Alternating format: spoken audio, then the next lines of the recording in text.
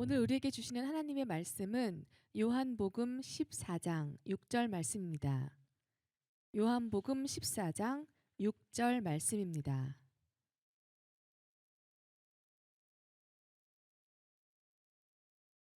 봉독하겠습니다. 예수께서 이르시되 내가 곧 길이요 진리요 생명이니 나로 말미암지 않고는 아버지께로 올 자가 없느니라. 아멘. 할렐루야, 할렐루야. 말씀의 제목을 함께 먼저 읽습니다. 시작. 예수가 없는 교회. 여러분 기도해 주시고 또 협력해 주셔서 유럽 종교개혁지 성지순례를 잘 마치고 돌아왔습니다. 돌아왔고 어제 한 7시 반, 8시 정도 여기 도착을 해서 또 이런 거 저런 거 정리하고 또 한 12일 정도 됐다고 밤에 잠을 못 자가지고 그리고 또 성지순례 우리 교회에서 보내주시고 또 성도들이 도와주셔서 갔다 왔는데 또 갔다 와서 또 보고도 드려야 되겠고 준비하다 보니까 어차피 시차 적응 겸 잠을 별로 못 잤더니 여러분 얼굴이 둘 내지 셋으로 보여요. 그래서 오늘은 주무셔도 제가 여러분 눈을 떴는지 감았는지 잘 모를 가능성이 아주 많습니다. 함께 은혜를 나눴으면 좋겠고 저도 그런 생각이 사실 많았었어요. 성지순례를 갈 기회가 저희 노회에서 있었죠. 이스라엘, 터키 그리고 또 유럽 이렇게 기회가 있었지만 왠지 성지순례를 간다고 그래놓고 맨 놀고 오는 사람처럼 느껴져가지고 교회에다 그런 얘기를 하기가 참 어려워서 못 가고 있었는데 관광을 하나도 못했어요. 하나도 못하고 제가 양심의 고백을 하면 딱 한 번 했어요. 딱 한 번. 또 그걸 왜 했냐면 프랑스에 가니까 프랑스 루브르 박물관이 내년부터는 동양인을 받지 않아요. 여러분 루브르 박물관을 못 갑니다. 이제 동양인은 일본 사람만 가요. 다 누구 탓이다? 아는 사람 알아요. 그래서 못 가게 됐어요. 그래서 거기는 딱 정말 하루 관광을 했어요. 하루 관광을 하고 나머지는 저녁 10시 정도에 들어와서 잠도 한 5시간 정도 자고 강행군에서 6개국의 모든 성지를 발로 밟고 눈으로 확인하고 그렇게 돌아왔는데 하루에 차를 한 군데 보고 4시간 이동해서 한 군데 보고 또 4시간 이동해서 그래서 그 여행사 대표가 아주 얼마나 꼴보기 싫든지 죽겠더라고요 아주. 네. 그리고 그래서 고생은 한 것 같은데 너무 큰 은혜를 많이 받고 돌아왔습니다. 그리고 우리가 무엇을 해야 되는지도 보고 돌아왔고 그 성주세를 갔다 오니까 무엇보다도 우리 성도들이 우리 교회가 귀하다는 생각을 지울 수 없는 은혜로 돌아왔습니다. 기도해 주시고 협력해 주셔서 감사합니다. 먼저 좀 이렇게 제가 사진을 좀 찍어 왔는데 제가 오늘 아침에 동료 목사님이 문자가 와서 오늘 성지순례 보고해. 나는 죽어도 못 하겠어. 나는 해. 근데 해보니까 이 작업을 도와주던 우리 준혁이가 웬만하면 그런 말 안 하는데 이거 안 하면 안 되냐고. 근데 저도 고생을 했고 고생을 많이 했는데 그래도 함께 준비한 것만 이렇게 보셨으면 좋겠어요. 한번 이렇게 보면서 제가 간단하게 길게는 못하고 설교 전에 살펴봤으면 좋겠어요. 됐나요? 이게 안 되나요? 잠깐만요. 켰는데 안 돼요? 그러면 제가 이렇게 하면서 하는 게 좋은데 저게 칼빈의 동상입니다. 우리 앞에 이거 불 좀 꺼주면 아니요 거기 앞에까지는 끌 거 없어요. 요 스포트라이트만 끄면 될 것 같은데요. 좀 잘 보이죠? 예. 이게 그 헝가리 부다페스트에 있는 저희 헝가리에 처음 도착해서 저곳을 갔습니다. 저기 여러분 칼빈 동상을 보셔야 됩니다. 저를 보지 마세요. 예. 제가 갔다 오는 증거를 이렇게 찍기 위해서 찍은 거예요. 그 다음에 저게 그 동상 바로 앞에 저희 헝가리 부다페스트에 칼빈 교회가 있습니다. 그리고 그렇게 오래 걸려요? 저게 스위스 제네바에 있는 칼빈의 무덤입니다. 굉장히 단촐하죠. 그다음에 저게 칼빈의 종교 개혁을 기념하는 기념비인데 자료가 너무 많아서 저게 엄청나게 큽니다. 크고 저기서 지금 여러분이 보기에 왼쪽에 두 번째 가장 키가 크신 분이 있죠? 그분이 칼빈입니다. 그리고 그 옆에는 스위스 제네바에서 함께 모여서 칼빈을 지키기 위해서 끝까지 목숨을 걸었던 종교 개혁가들이 함께했던 그 옛날 그 모습을 그대로 옮겨놓은 동상입니다. 그 다음에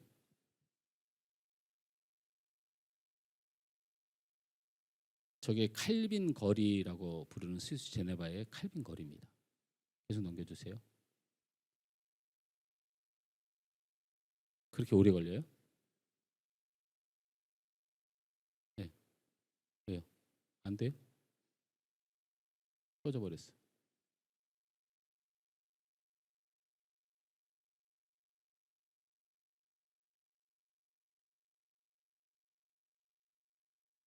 저게 칼빈의 스위스에 있는 제네바 사태이고요.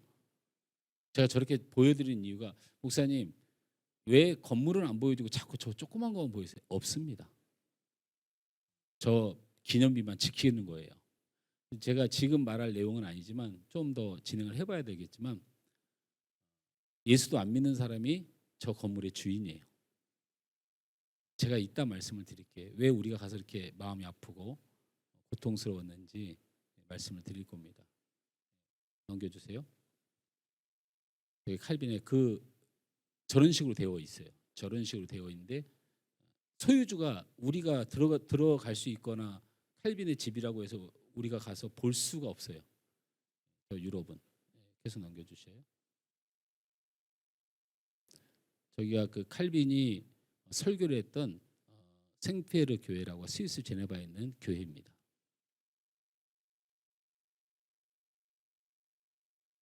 그 글씨체 안 바꿔도 돼요? 그냥 계속 넘겨주세요. 저게 칼빈 그 생피에르 교회 안에 있는 정면 사진, 제가 있는 정면 사진 천장, 벽 저렇게 보여드린 거예요. 저건 이따 왜 저렇게 보여드리는지 제가 설명을 드릴 거예요. 계속 넘겨주시면 저기 칼빈 그 예배당 안에 저 칼빈이 앉아서 설교하기 전에 그 생피에르 교회의 의자예요. 저기 실제로 칼빈이 앉았던 의자입니다.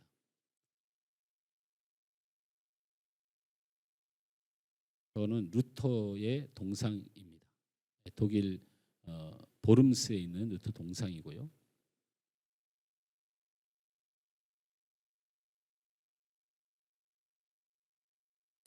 저기 혹시 방송실 다른 거 뭐 하고 있어요? 아, 잘 안 넘어가요? 아, 그래 괜찮아요. 하다 보면 실수할 수도 있죠. 자, 저게 지금 그 중요한 곳인데요. 이 루터의 저게 신발입니다. 루터의 신발. 루터의 신발을 그대로 루터가 서서 있던 그 자리에 루터가 신고 있었던 신발 형상으로 그 신발형을 만들어 놓은 것이에요. 그리고 저기서 지금 저희가 뭘 하고 있는 거냐면 주일 예배를 드리고 있는 거예요.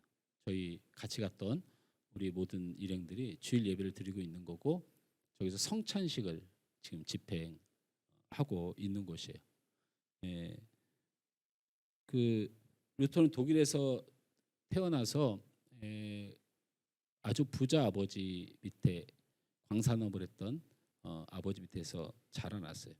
루터는 철저한 카톨릭 신자였고, 그다음에 대학에서는 법률을 전공하고 신학을 전공하고 사제가 되었어요.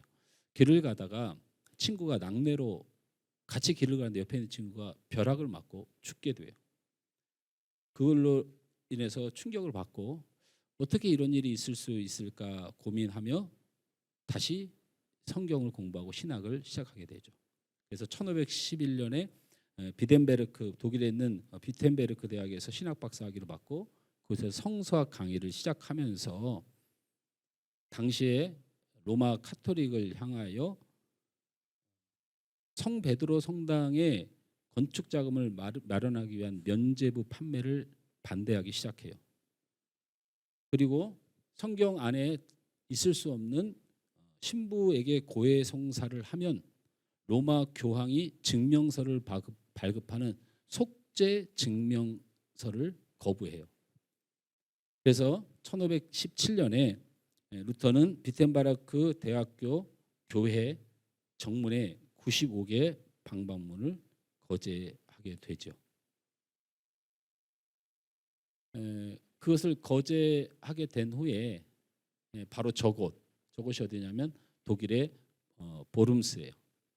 보름스에서 신성 로마 제국 황제를 비롯한 교황 전체 의회가 모여서 이 루터를 소환합니다. 재판을 하는 거죠. 그래서 비텐베르크 대학에서 강의를 하던 이 루터가 바로 보름스로 불려왔던 자리가 저 자리예요. 저 자리. 저 앞에 보면 저 뒤에 보면 루터 교회가 있고요. 저 앞에 그 신성 로마 제국 재판이 열렸던 회당이 있어요. 있는데 중요한 건 우리가 들어가질 못해요. 구경을 할 수가 없어요. 왜냐하면 하여튼 뭐 그것도 있다 하겠지만 저 자리가 왜 중요하냐면 저기서 우리가 왜 예배를 드렸냐면 그 보름스에서 열린 신성 로마 제국 의회에 부름을 받은 루터가 이런 식으로 불러서 죽인 사람이 있어요. 이런 식으로 불러서 사람을 죽인 일이 있어요. 그게 얀후스라는 신학자예요.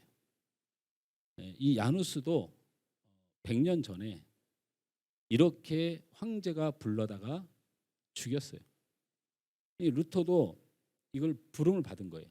100년 후에 이곳에 부름을 받고 도착했더니 이 신성 로마 제국 의회에서 이렇게 묻습니다. 네가 주장했던 모든 주장을 취소하면 너를 살려주겠다. 여러분 잘 알고 있다시피 루터의 주장은 딱 5가지입니다. 오직 성경, 오직 은혜, 오직 믿음, 오직 그리스도, 오직 하나님만 영광. 이 95개의 조항이 다 이런 내용입니다. 이걸 취소하면 살려주겠다. 그러자 루터가 저곳에서 단 하루만 시간을 달라 하고 기도하였어요. 그리고 루터가 의회에 출석을 하게 됩니다. 아까 그 신발 사진 다시 보여주세요. 저게 지금 들어가는 입구예요. 그 회당 들어가는 입구, 신성 로마 제국 재판이 열렸던 곳에 들어가는 입구에 서서 이렇게 외쳤습니다. 나는 나의 신앙 고백을 번복할 수 없다. 나는 양심을 따라 말하지도 않는다. 왜냐하면 내 양심은 옳지 않기 때문이다. 오직 나는 성경을 따라 말하노라. 오직 성경, 오직 은혜, 오직 믿음, 오직 그리스도, 오직 하나님의 영광. 이 일로 이단이 되고 워낙 배경이 좋아서 이 사람은 순교는 당하지 않죠. 이 다음 사진 준비된 거 있으면 넘겨줘 보세요. 저게 그 선언문을 그 보름스 루터 교회 앞에 쫙 팻말로 세워놓은 거예요. 계속 넘겨주세요. 이게 루터 교회 앞이에요. 루터 교회 앞인데 저 교회를 못 들어가는데 제가 들어갔어요. 저게 루터 교회예요. 루터 교회입니다. 저 머리 외국인 한 분 나와 있죠? 불법으로 그 루터 교회 목사님 사진을 찍은 거예요. 정면을 안 찍었으니까 정면을 안 찍었으니까 저희가 안 되겠죠. 이 루터가 주장했던 것들의 대표적인 게 뭐냐면 카톨릭의 화채설에 대해서 최초로 지구상에서 최초로 반박한 사람이에요. 화채설이 뭐냐? 신부가 떡을 떼서 주는 순간 신부의 능력으로 이 떡은 예수님의 몸이 되고 신부가 잔을 따라주는 순간 그것이 예수님의 피가 된다. 예수님의 몸이 되고 피가 되는 능력, 이게 화채설이에요. 그러나 최초의 이 로마 화채설을 공제설이다 주장합니다. 물론 이 공제설이 100% 성경적이진 않아요. 그러나 어떤 의미가 있냐면 로마의 권력 앞에 그 교황과 황제의 권력 앞에 최초로 한 신부가 신부의 권한으로 예수의 몸이 되고 피가 되는 일은 있을 수 없다고 주장한 최초의 신앙 개혁가죠. 이 사람이 주장했던 것은 떡과 포도주가 예수님의 살과 피로 변화되지는 않는다. 그러나 이렇게 할 때 하나님이 임재하여 그것이 예수님의 살과 피의 효능을 가진다. 말이 좀 다른 것 같지만 임재설, 공제설 이렇게 부릅니다. 그 후에 쯔빙글리와 칼빈은 원어를 그대로 해석하자. 기념하라, 기억하고 행하라. 이렇게 기억하고 행하라고 예수님이 말씀하셨더니 그게 왜 살과 되고 피가 된다고 말을 바꾸느냐. 이렇게 주장하게 된 겁니다. 그래서 우리 개혁주에서는 기념설이 맞다고 주장을 합니다. 그다음에 이 칼빈이 주장했던 또 하나의 것이 만인 제사장 제도를 최초로 주장한 사람이에요. 사제만이 하나님께로 나가는 제사의 특권이 있는 것이 아니고 예수 그리스도를 구주로 믿는 모든 사람은 하나님 앞에 제사장이 되노라. 이거는 뭐 죽겠다고 작정한 거죠. 이런 주장에 대해서 바로 신성 로마 제국은 발칵 뒤집혀서 루터를 소환하고 이 모든 것을 취소해야 산다 말했지만 루터는 나는 취소할 수도 바꿀 수도 없다. 내 양심과 내 생각도 믿지 않는다. 오직 나는 하나님의 말씀으로 선언하노라. 했던 루터의 신앙의 개혁지를 살펴봤습니다. 그 다음이 이 쯔빙글리라고 하는 사람이에요. 실제로 동상이고요. 제가 그 앞에 잘 찍혀 있죠.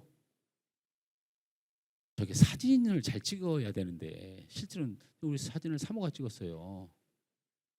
경쟁률이 얼마나 치열하겠어요. 저거 여러분 제가 저기 단독으로 있을 것 같아요. 제 앞에 어마어마해요. 인파가. 전화되니까 과감하게 찍죠. 비켜. 이 쯔빙글리는 1484년에 스위스 토겐부르그에서 태어났어요.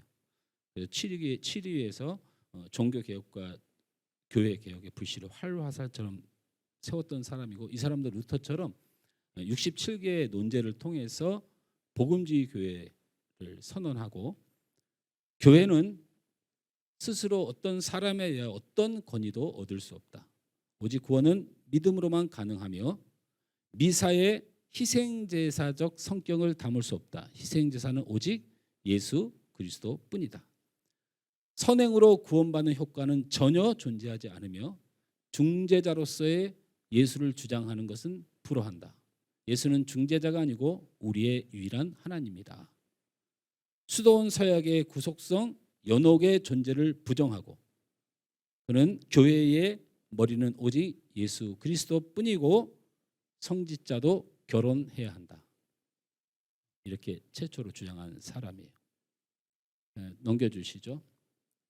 쯔빙글리가 그 목회를 하고 지냈던 그로스민스터 교회라고 하는 스위스 치리의 그 동상 앞에 있는 교회예요. 저게 성당 같습니까? 교회 같습니까? 다음 화면을 넘겨주시죠. 성당 갔습니까? 교회 갔습니까? 계속 성당 갔죠. 계속 넘겨봅니다. 이게 이제 그 안에 그리스민스터 교회 내부입니다. 그럼 뭐가 좀 다른 것 같습니까?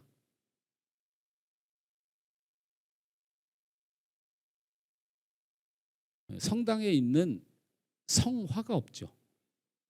성화가 없어요. 그 다음에 마리아상 같은 게 없죠. 그 다음에 베드로라든지 성상 같은 게 없어요. 없었던 게 아니고 저길 가보면 다 있었습니다. 근데 저거를 직접 다 깨부셨어요. 누가? 츠빙글리가. 있을 수가 없는 얘기죠. 예, 그로스민스터 교회는 성당입니다. 성당 원래.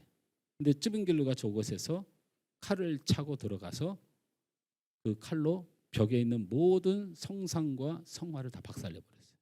그래서 가보면 다 긁혀고 판 자국이 있어요.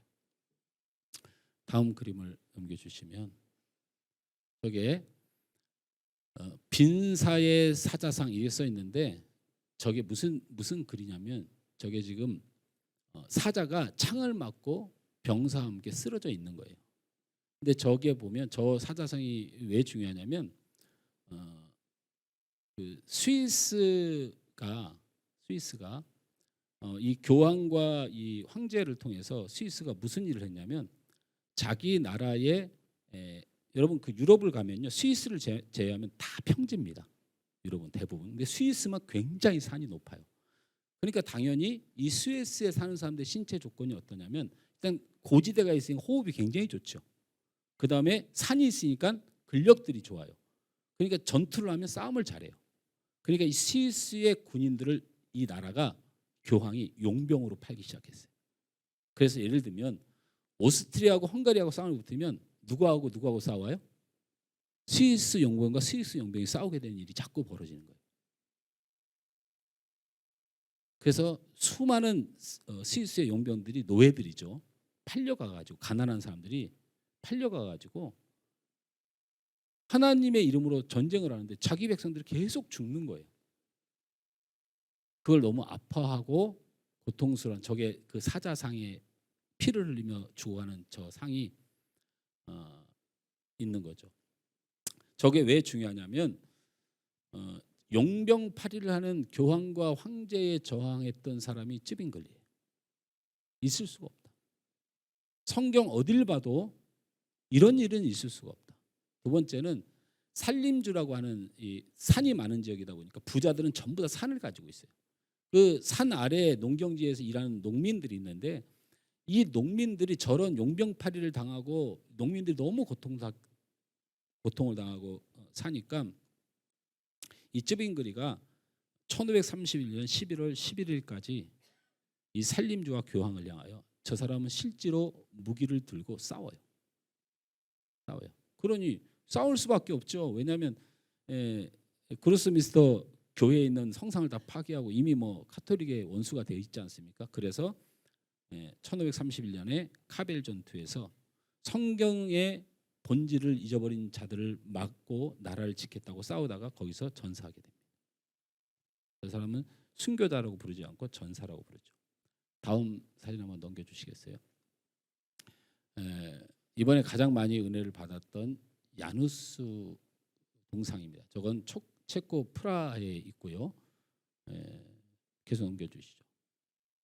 야누스가 목회하던 체코 프라하의 베들레헴 교회 사진입니다. 저 안에 못 들어갑니다. 아예 못 들어갔어요.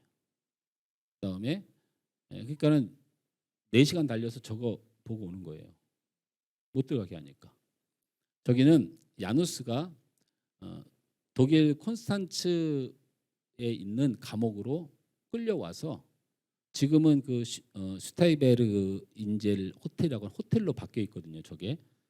저기에 갇혔어요.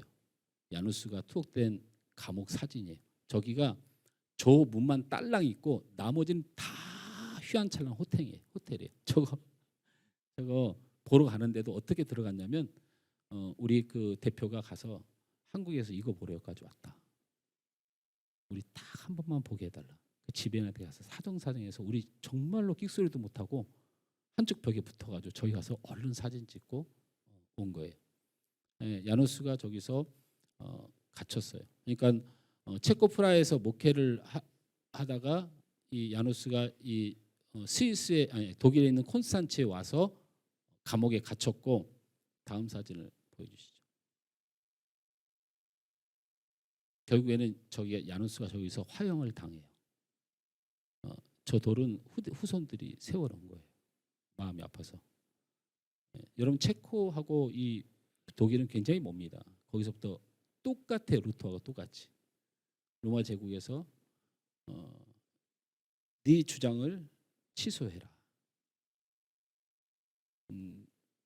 야누스는 면죄부 판매와 그다음에 정면으로 카톨릭 지도자들의 부패상을 다 드러내고 싸웠어요. 예수만이 진리이고 모든 성경을 읽을 자격이 온 백성에게 있어. 나는 체코어로 사도신경과 성서와 십계명을 번역하노라 하고 번역 작업을 했고, 그 일로 인해서 잡혀왔고, 성찬식에 자기 교회 평신도들을 전부 다 직접 뛰고 직접 마실 수 있는, 정말 이 가톨릭에서는 있을 수 없는 일을 벌였어요. 저 때만 해도 루터보다 100년 전 사람이라니까. 저 사람은요, 루터보다 100년 전 사람이에요. 루터가 개혁을 한 게 아니고 야누스가 그 엄청난 로마 카톨릭이 지배하던 당시에 체코 베들레헴 교회에서 최초의 성찬을 온 성도는 모두 다 제사장이다. 그리고 당시에 사제만 마실 수 있었어요. 여러분 그 천주교에 가면 포도주를 마시는 걸로 알고 있는데 포도주 안 마십니다. 포도주는 사제만 마십니다. 전부 다 요 떡 조각만 받잖아요. 그것에 대해서 강력하게 최고로 반발했던 사람이 야누스예요.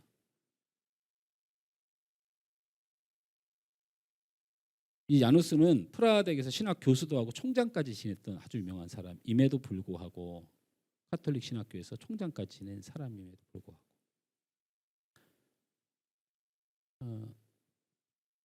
이 모든 주장을 취소하면 살려해 주겠다고 했는데 그것을 거부하고 1415년에 산채로 불에 태워진 장소입니다.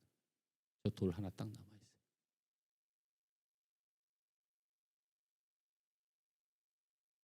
이 야누스가 유언이 있어요. 야누스의 유언이. 나는 아주 유명한 유언이에요. 우리는 좀 낯선데요. 실제로 야누스의 유언이 이 유럽에서는 굉장히 유명한 말입니다. 나는 거위로 와서 죽지만, 거위, 꽉꽉거리는 거위로 와서 죽지만 100년에는 백조가 오리라 그랬어요. 100년에는 백조가 오리라. 정확히 100년 후에 1517년에 비텐바르크 성당에 이 야누스와 같은 똑같은 주장하는 사람이 나타나는데 그 사람이 바로 루터입니다. 루터예요. 네, 저를 비춰주시면 좋겠어요. 빛을 비춰주세요. 아직 설교를 해야 되는데 다시 이제 마음이 먹먹해지는데, 제가 유럽에 가서 종교개혁 현장들 또 종교개혁가들의 발자취를 돌아봤습니다. 너무 많습니다. 제가 교회사 공부를 잘 못해요. 목사고시 볼 때도 교회사 공부 때문에 목사고시 포기할 뻔했어요. 진짜 울었어요. 많이 울었어요. 이 사람 이름이 안 외워지고 너무 어려운 거예요. 그래서 가서 열심히 봤죠. 루터, 야누스, 루터, 칼빈, 쯔빙글리, 이들의 개혁이 무엇이었을까라는 생각을 좀 해봤고, 우리들이 이들의 신앙 고백, 그 개혁 운동의 실체가 무엇이었을까를 생각해봤습니다. 그래서 제가 우리 주일날 루터의 그 신발, 그 신성로마제국 재판에서 서 있었던, 나는 그의 기도문이 있는데 그거를 써왔는데, 여기 있구나. 루터가 저 앞에 서서 이렇게 기도했어요. 하나님, 제가 여기 서 있습니다. 제가 할 수 있는 것이 아무것도 없습니다. 하나님 저를 도우소서. 이게 루터가 기도했던 기도문이에요.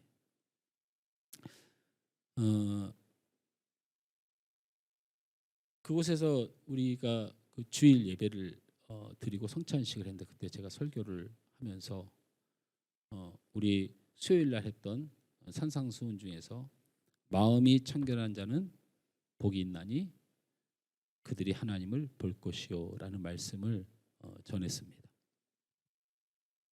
좀 들어보세요. 마음이라고 하는 단어는 우리 수요일 날 예배 나오시는 분 이걸 기억하는 분은 없을 거예요. 이걸 기억하면 교수하셔야죠. 마음이란 단어는 카르디아라는 헬라어입니다. 카르디아는 문자적으로는 가슴이란 발끝부터 머리를 중앙이 가슴이라고 보는 거예요. 가슴.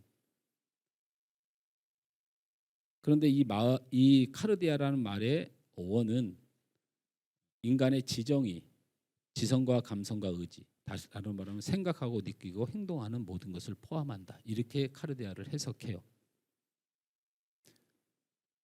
그래서 만물보다 거짓되고 심히 부패한 것은 우리의 마음이라라는 에레미야서 17장의 말씀의 마음이란 단어도 바로 이 카르디아라는 단어예요. 근데 생각해 보세요. 마음이란 단어가 우리 안에 뭔가 거하는 생각이라고 생각한단 말이에요. 감정. 근데 마음이란 단어는 그렇지 않아요. 우리의 생각과 느낌과 행동까지를 말해요. 지정의의 우리 전인격을 말을 하는 거예요. 그러니까 만물보다 거짓되고 심히 부패한 것이 우리의 마음이란 말은 우리의 생각이 잘못됐다는 뜻이 아니란 말이에요. 우리 사람은 원래 잘못됐다는 뜻이에요. 그러니까 저게 마음이라는 단어 해석하면 안 되고 우리 인간의 전적 타락을 주장하는 단어예요. 카르디아라는 말이. 이해가 되셨어요? 마음이란 말은 생각이 아닙니다. 마음은 우리 인간이 생각하고 행동하고 느끼고 행하는 모든 것들.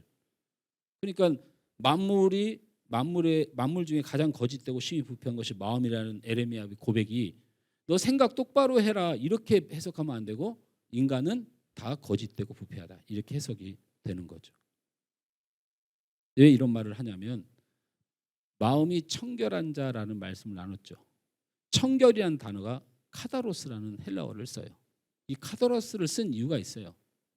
카다로스는 어떨 때 쓰는 거냐면 종교적 정결 행위를 카다로스라고 불러요. 그걸 우리나라 말로 청결이라는 단어로 바꿔놓으니까 성경이 해석이 안 돼요. 이 청결이라는 단어의 카다로스는 어떤 뜻이냐면 이런 뜻이에요. 구약에서 우리를 깨끗게 하려면 어떻게 하죠? 우리의 죄를 깨끗게 하려면 제사드리잖아요. 그죠? 그다음에 죄를 짓지 않게 막는 방편은 뭐예요? 율법이잖아요. 바로 그 행위를 카도로스라고 그래요. 그러니까 청결이란 단어를 쓰면 안 되고 청결이란 단어의 해석이 뭐냐면 카다로스니까 카다로스가 종교적으로 제사나 율법이라는 뜻이에요. 자, 그러면 신약에 와서 우리의 죄를 깨끗게 하는 건 뭐죠? 예수님의 보혈이에요. 예수님의 보혈. 이해가 되십니까? 자, 그러면 해석이 됐죠. 마음이 청결한 자는 복이 있나니 했는데 자, 마음은 뭐라고 그랬어요? 우리 인간은 부패되었다 라고 하는 것이라고 제가 말씀을 드렸죠. 기억나시죠? 카르디아. 우리 인간의 전적 부패를 말하는 것이고 우리 인간의 전적 부패를 청결하게 할 수 있는 것은 뭐밖에 없어요? 예수님의 보혈밖에 없다는 카도로스는 단어를 쓴 거예요. 그런 사람은 복이 있다고 말한 거예요. 마음이 청결한 자는 복이 있나니 자, 그다음에 마지막이 뭡니까? 하나님을 볼 것이라고 했어요. 하나님을 볼 것이라는 단어는 와손타이라는 단어를 써요. 이 와손타이가 호라오라고 하는 단어의 미래형인데 복잡하니까 그냥 와손타이 이런 뜻이에요. 인간의 전적 부패를 깨닫고 알게 된 사람 그리고 예수님의 보혈로 그것을 씻음받은 사람의 감격을 가지면 천국 간다 이 말이에요. 그 뜻이에요 이게. 그래서 이거를 붙여서 말하면 이렇게 써 있는 거예요. 카르디아는 카도로스로 복이 되나니 와손타이 할 것이요 라는 말이거든요.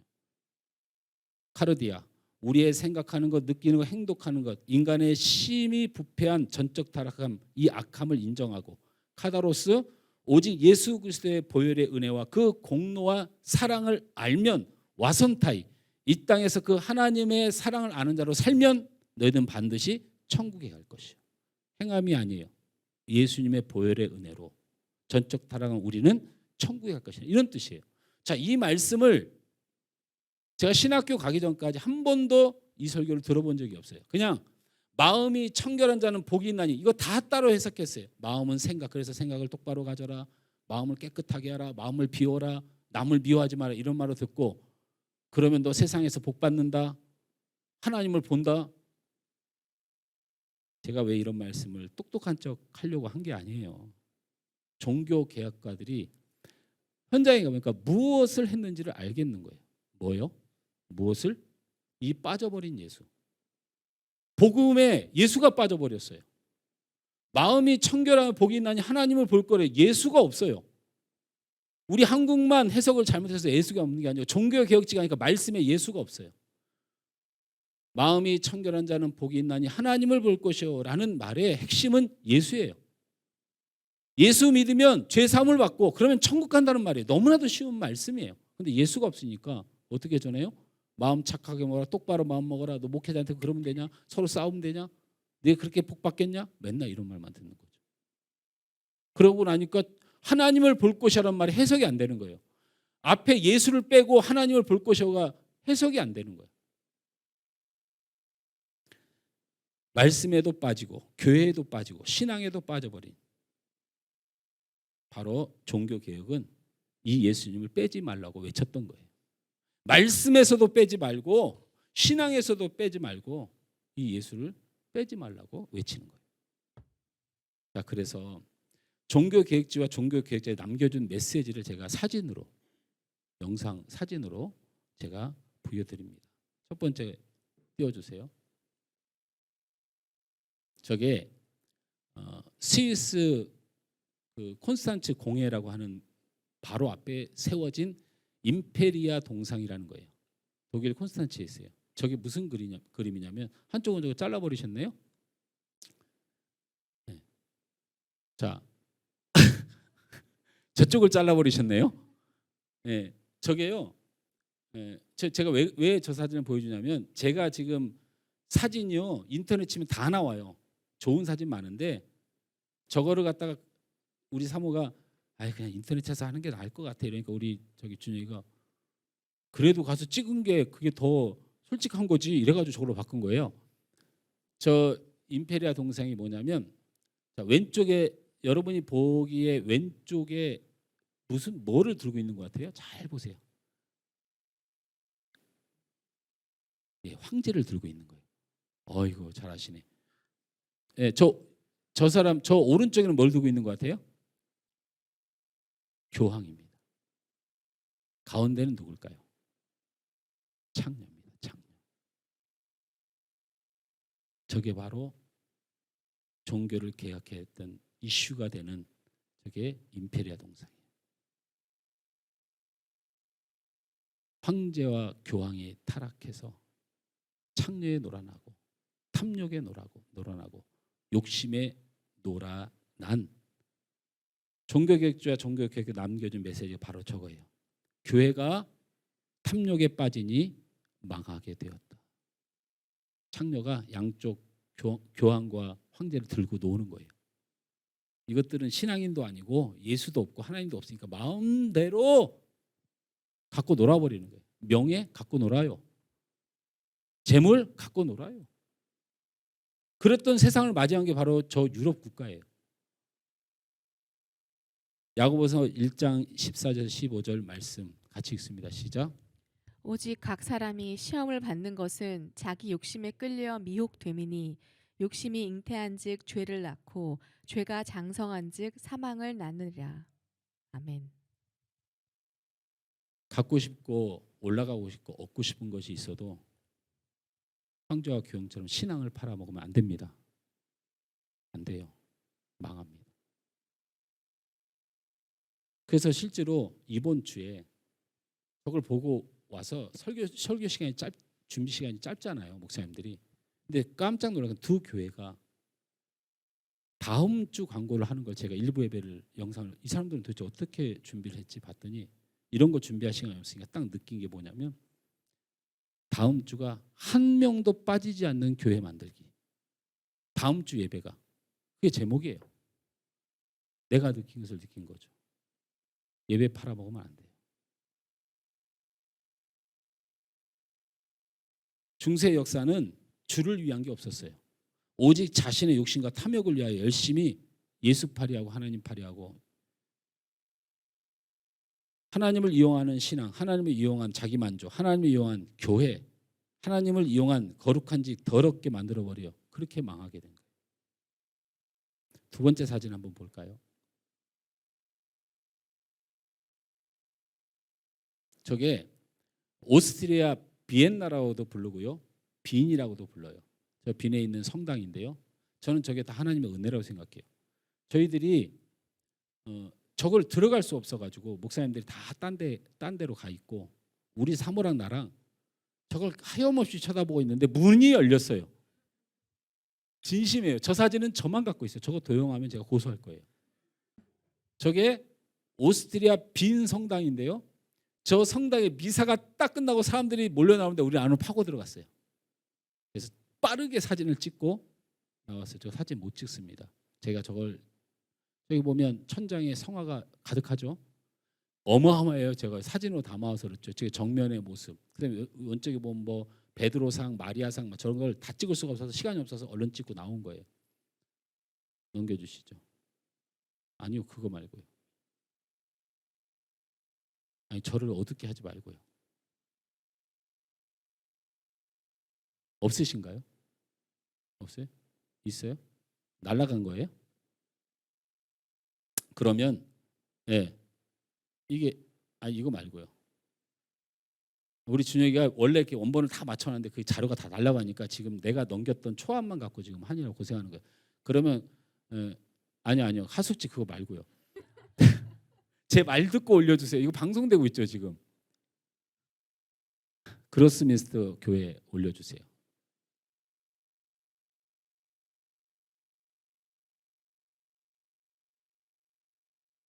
저 처음부터 올려주세요. 저 벽에 그림이 있나요? 성당에 여러분 성상이 없는 교회 보셨나요? 성화가 없는 교회 보셨나요? 마리아가 없는 교회 보셨나요? 저게 성당이라니까요. 옆모습 비춰주세요. 아무것도 없죠. 시멘트만 있어요. 아무것도 없어요. 예배당 안에 보여주세요. 아무것도 없죠. 아무것도 없죠. 이거 어둡게 하지 마세요. 이제 이거 등 어둡게 전혀 하지 마세요. 저를 보시면 돼요. 교회가 망하는 이유의 두 번째로 교회가 예수 말고 다른 게 너무 많아요. 카톨릭과 개신교의 차이점 뭐가 돼야 되냐면요. 카톨릭은요. 저렇게 예배당 안에 들어가면요. 예수님 말고 봐야 될 게 너무 많아요. 마리아도 봐야 돼. 베드로도 봐야 돼. 성인들도 가서 절 다 해요. 저는 그냥 절만 하는 줄 알았더니 제단이 각자 따로 있어요. 예수님 제단, 마리아 제단, 베드로 제단이 다 따로 있어요. 이 성화 그냥 막 그러는 게 그게 다 제사하는 거예요. 근데 개혁주의 교회는 그런 것이 하나도 없어요. 역대하 20장 12절 말씀을 함께 읽습니다. 시작. 우리 하나님이여 그들을 징벌하지 아니하시나이까. 우리를 치러오는 이 큰 무리를 우리가 대적할 능력이 없고 어떻게 할 줄도 알지 못하옵고 오직 주만 바라보나이다 하고. 유다 백성들이 여호사밧이 세상 살기가 너무 힘들고 그 싸움에서 이길 자신이 없자 백성들에게 이렇게 얘기해요. 우리가 바라볼 것은 주님뿐이다. 오직 주만 바라보라. 교회가 망하는 이유는 오직 주만 바라봐야 돼요. 여러분이 봉사하는 그곳에서 오직 주님만 바라봐야 돼요. 여러분이 예배하는 그곳에서 오직 주님만 바라봐야 돼요. 여러분이 살아가는 현장에서 오직 주님만 바라봐야 돼요. 주님을 바라보지 않게끔 교회가 다른 재미로, 다른 신앙으로, 다른 만족으로 가득 채우면 결국 망하게 된다라는 생각을 하게 됐어요. 세 번째, 아까 보여줬던 프랑스 파리 칼빈 하우스 보여주시죠. 저것도 마찬가지예요. 여기는 들어가려고 시도를 했다가 제가 문에 부딪혔어요. 못 들어갔어요. 문을 닫아버리는 바람에. 저기 사는 사람이 예수를 안 믿어요. 칼빈 집에 예수를 안 믿는 사람이 살아요. 칼빈이 프랑스 사람입니다. 프랑스 파리 북부 지역에서 태어났죠. 그래서 보여주질 않아요. 너무 보고 싶은데.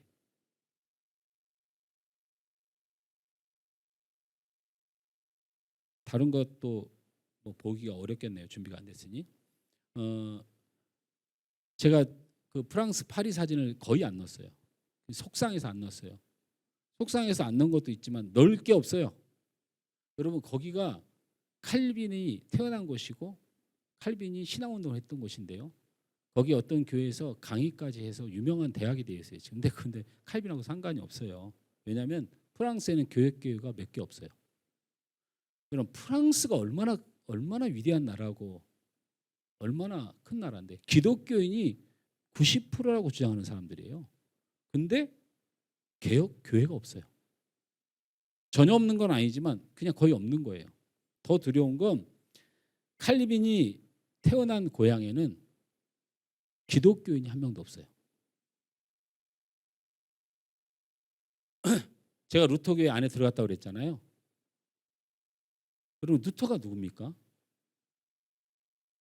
여러분, 루터 교회가 내가 아무리 성도가 없다고 하지만 이건 개혁교거든요. 루터 교회는. 이 루터가 그렇게 피를 흘리며 큰 소리치며 생명을 다해 외쳤던 그 자리에 교회가 세워졌는데 루터 교회가 가니까 노인들만 50명 정도 예배드려요. 그 큰 예배당에서. 제가 무슨 말씀을 드리려고 하냐면 유럽을 가서 제가 본 건 수천 년의 역사 동안 예수를 믿고 산다고 자부했던 나라들이에요. 철저한 신앙의 전통을 지키고 신앙의 역사를 가지고 그 신앙을 가지고 굉장히 노력을 했던 이곳이 이런 지경에 이르렀다면 여러분, 우리는 어떨 것 같습니까? 우리가 지켜낼 수 있을까요?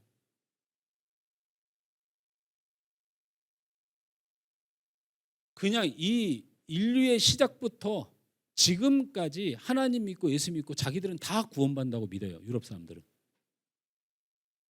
근데 예배는 안 드려요. 교회도 없어.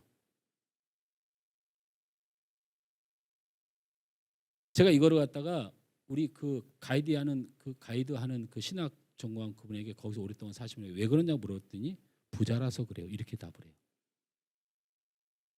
이게 아무 말도 아닌 것 같죠? 제가 여러분 부자 되지 말란 말이 아니고요. 부자 되거든 더 겸손하세요. 좋은 대학 가지 말란 말이 아니에요. 잘 되거든 이런 사람은 되지 마세요. 베드로전서 5장 8절 11절 말씀을 다 같이 읽습니다. 시작. 근신하라 깨어라 너희 대적 마귀가 우는 사자같이 두루 다니며 삼킬 자를 찾나니 너희는 믿음을 굳건하게 하여 그를 대적하라.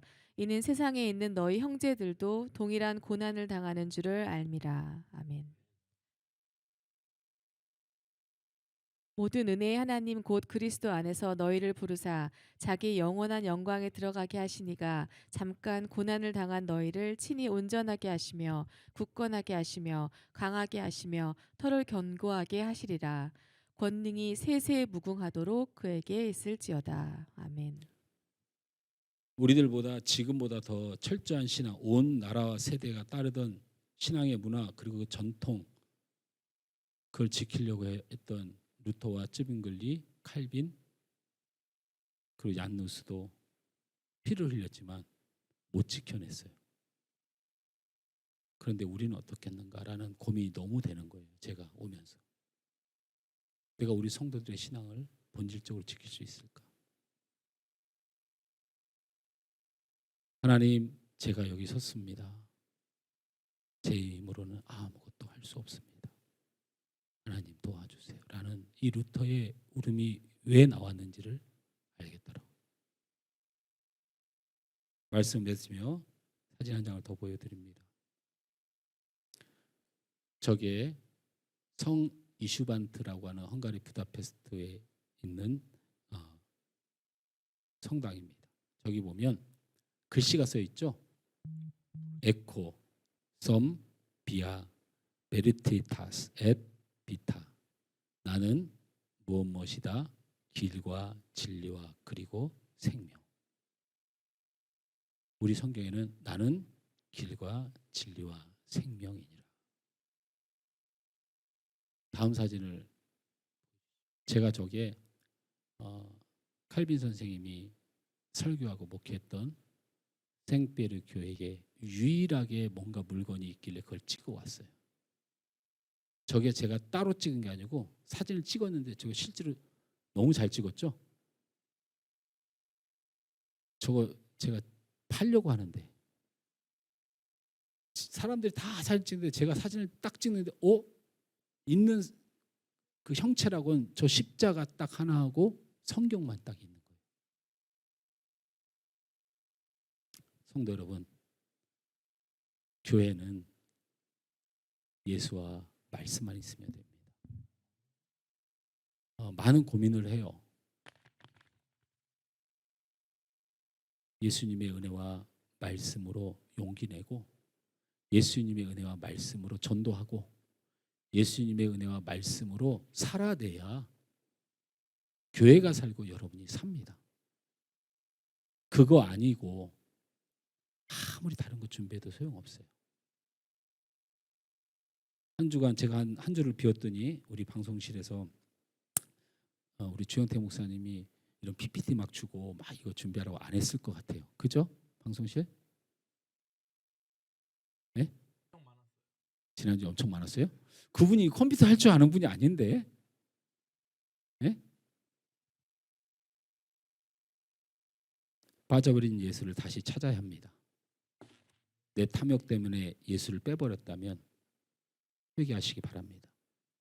다른 재미와 다른 것을 바라보고 예수를 빼버렸다면, 그리고 내가 예수를 믿는다고 그렇게 유럽인들처럼 타성에 젖어 있다면 다시 한번 내 신앙을 돌이켜서 예수를 다시 찾을 수 있는 여러분 되길 바랍니다.